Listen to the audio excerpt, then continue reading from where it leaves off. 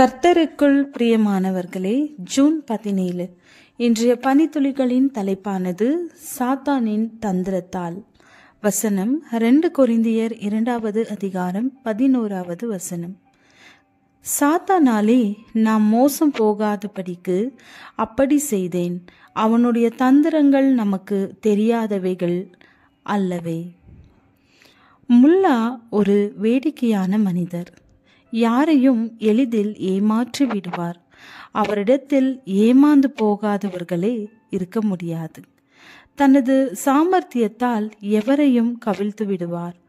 அவரது செயல்களை அறிந்து பெரியவர் ஒருவர், முல்லா யாரை ஏமாற்றினாலும் என்னை ஏமாற்ற முடியாது. அவனது ஜம்பம் என்னிடம் பலிக்காது. என்னை அவன் ஏமாற்றட்டும், பார்க்கலாம் என்று சவால் விட்டு கொண்டிருந்தார்.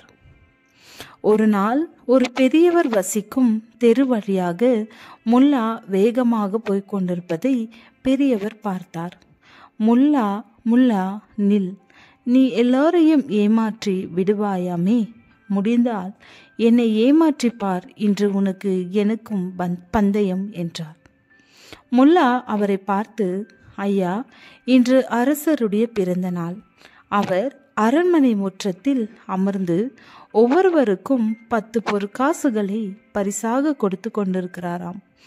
அதனை நான் பெறுவதற்காக வேகமாக போய்கொண்டிருக்கிறேன். இன்று நமக்குள் போட்டி வேண்டாம், இன்னொரு நாள் பார்த்து கொள்ளலாம். நேரமானால் பொற்காசுகளை இழந்து விடுவேன் என்று சொல்லிவிட்டு வேகமாக போய்விட்டார். பெரியவரும் 10 பொற்காசுகள் என்றவுடன் அதனை தானும் பெறுவதற்காக அரண்மனை முற்றத்திற்கு ஓடினார். அங்கு சென்றபோது அரசருக்கு பிறந்த நாளும் இல்லை, அவர் பரிசு வழங்கவும் இல்லை என்பது தெரிய வந்தது. முல்லா தன்னை சரியாக ஏமாற்றிவிட்டதை எண்ணி வெட்கப்பட்டார்.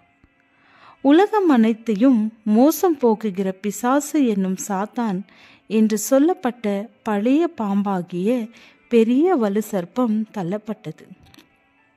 அது பூமியிலே விழ தள்ளப்பட்டது.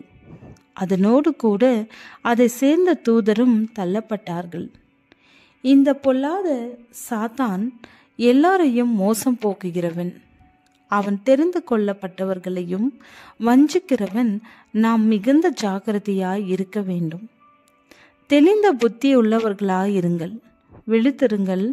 ஏனெனில் உங்கள் எதிராளியாகிய பிசாசானவன் கர்ஜிக்கிற சிங்கம் போல் எவனை விழுங்கலாம் என்று வகை தேடி சுற்றித் திரிகிறான். நாம் பிசாசின் தந்திரங்களை அறிந்திருந்தும் அவனால் ஏமாற்றப்பட்டவர்களாய் வெட்கத்தோடு வாழ்ந்து கொண்டிருக்கிறோம்.